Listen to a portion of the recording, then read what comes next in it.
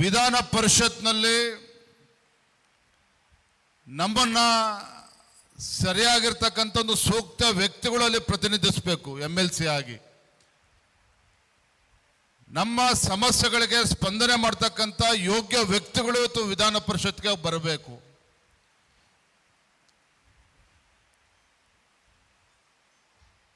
ಆದರೆ ಇತ್ತೀಚಿನ ದಿನಗಳಲ್ಲಿ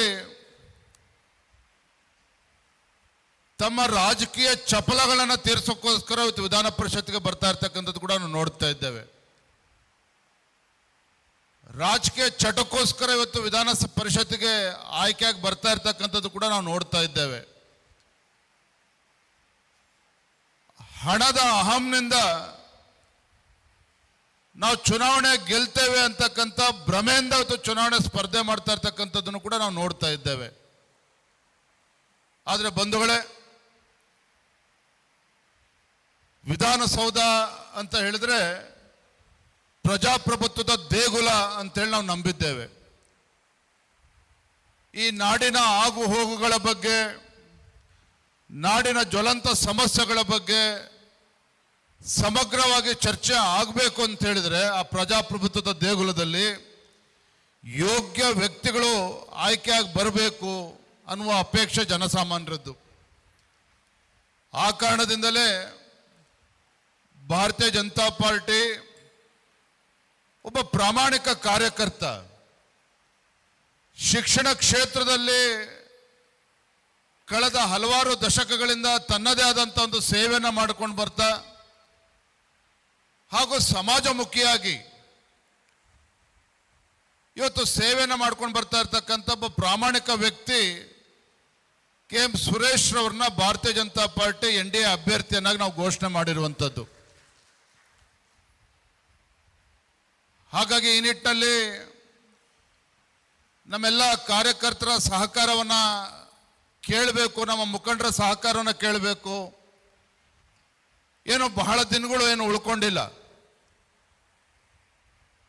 ಈಗಾಗಲೇ ನವೀನ್ ಅವ್ರು ತಿಳಿಸಿದಾಗೆ 40,000 ಚಿಲ್ಲರೆ ಈಗಾಗಲೇ ವೋಟರ್ಸ್ ಎನ್ರೋಲ್ಮೆಂಟ್ ಇಲ್ಲಿ ಆಗಿದೆ. ನಮ್ಮ ಜಿಲ್ಲೆನಲ್ಲಿ ಸುಮಾರು 50,000 ದಾಟ್ಬೋದು ಅನ್ನೋ ಅಪೇಕ್ಷೆ ಇದೆ. ಮತ್ತು ನಮ್ಮ ಅಭ್ಯರ್ಥಿ KM ಸುರೇಶ್ ರವರು 5 ಜಿಲ್ಲೆಗಳಲ್ಲಿ ಪ್ರವಾಸವನ್ನು ಮಾಡಬೇಕಾಗ್ತದೆ. 33 ವಿಧಾನಸಭಾ ಕ್ಷೇತ್ರಗಳನ್ನು ಒಳಗೊಂಡಿರ್ತಕ್ಕಂಥ ಈ ಪದವೀಧರ ಕ್ಷೇತ್ರವನ್ನು ಸುತ್ತಬೇಕಾಗ್ತದೆ. ಹಾಗಾಗಿ ನಮ್ಮ ಚಿತ್ರದುರ್ಗ ಜಿಲ್ಲೆಯಲ್ಲಿ ವೇದಿಕೆ ಮೇಲಿರ್ತಕ್ಕಂಥ ನಮ್ಮ ಮುಖಂಡರು, ವೇದಿಕೆ ಮುಂಭಾಗದಲ್ಲಿರ್ತಕ್ಕಂಥ ನಮ್ಮ ಮುಖಂಡರು ಹೆಚ್ಚಿನ ಜವಾಬ್ದಾರಿಯನ್ನು ತೆಗೆದುಕೊಳ್ಬೇಕು. ಆ ನಿಟ್ಟಿನಲ್ಲಿ ಇವತ್ತು ಚಾಲನೆ ಕೊಡಬೇಕು ಅಂತೇಳಿ ನಾನು ಬಂದಿದ್ದೇನೆ. ಬಂಧುಗಳೇ, ಒಪ್ಕೊಳ್ತೇನೆ, ಇವತ್ತು ಶಿಕ್ಷಣ ಕ್ಷೇತ್ರ ಇರ್ಬೋದು ಅಥವಾ ಶಿಕ್ಷಕರ ಕ್ಷೇತ್ರ ಇರ್ಬೋದು ಅಥವಾ ಪದವೀಧರ ಕ್ಷೇತ್ರ, ಕಾಂಗ್ರೆಸ್ ಪಕ್ಷ ಅಧಿಕಾರದಲ್ಲಿ ಇದ್ದಾಗಲೂ ಸಹ ಭಾರತೀಯ ಜನತಾ ಪಾರ್ಟಿ ಜಯಬೇರಿಯನ್ನು ಬಾರಿಸ್ಕೊಂಡು ಬಂದಿದೆ.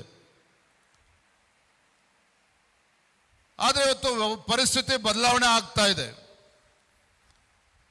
ಆಡಳಿತ ಪಕ್ಷನೂ ಕೂಡ ಸಾಕಷ್ಟು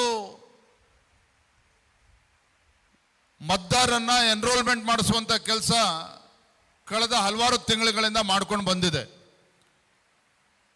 ಇನ್ನು ಕೆಲವು ತಿಂಗಳುಗಳೇನು ಉಳಿದಿದ್ದಾವೆ, ಆ ಸಮಯದಲ್ಲಿ ನಾವು ಕೂಡ ಆ ಪ್ರಕ್ರಿಯೆಯನ್ನು ಚುರುಕುಗೊಳಿಸಬೇಕು, ಪೂರ್ಣಗೊಳಿಸ್ತಕ್ಕಂಥ ಕೆಲಸ ಆಗಬೇಕು, ಮತದಾರ ಎನ್ರೋಲ್ಮೆಂಟ್ ಕೂಡ ಆಗಬೇಕು. ಅದರ ಕಡೆನೂ ಕೂಡ ನಾವು ಗಮನವನ್ನು ಕೊಡಬೇಕು. ನಮ್ಮ ಅಪೇಕ್ಷೆ ಇರುವಂಥದ್ದು, ನಾನು ನಿನ್ನೆ ದಾವಣಗೆರೆ ಜಿಲ್ಲೆನಲ್ಲೂ ಕೂಡ ಎಲ್ಲ ಪ್ರಮುಖರ ಜೊತೆ ಚರ್ಚೆ ಮಾಡಿದಾಗ ದಾವಣಗೆರೆ ಜಿಲ್ಲೆ ಎಲ್ಲ ನಮ್ಮ ಮುಖಂಡರು, ಕಾರ್ಯಕರ್ತರು ಈ ಚುನಾವಣೆಯನ್ನು ಒಂದು ಸವಾಲಾಗಿ ಸ್ವೀಕಾರ ಮಾಡಿದ್ದಾರೆ.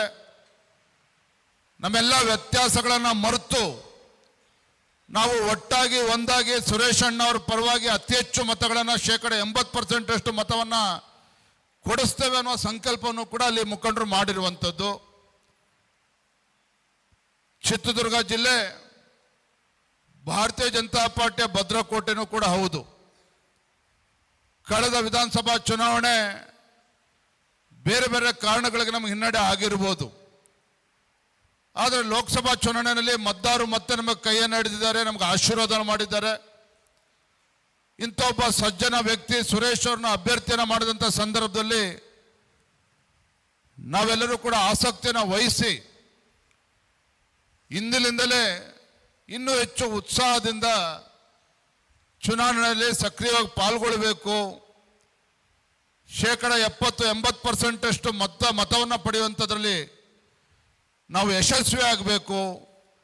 ಆ ನಿಟ್ಟಿನಲ್ಲಿ ತಮ್ಮೆಲ್ಲರಲ್ಲೂ ಕೂಡ ವಿನಂತಿ ಮಾಡಬೇಕು ಅಂತೇಳಿ ನಾವು ರಾಜ್ಯದ ಅಧ್ಯಕ್ಷನಾಗಿ ಇಲ್ಲಿ ಬಂದಿದ್ದೇನೆ. ಬಂಧುಗಳೇ, ನನಗೆ ಸಂಪೂರ್ಣ ವಿಶ್ವಾಸ ಇದೆ ತಾವೆಲ್ಲರೂ ಸಹ ಈ ಒಂದು ಪರೀಕ್ಷೆಯಲ್ಲಿ ಯಶಸ್ವಿ ಆಗ್ತೇವೆ.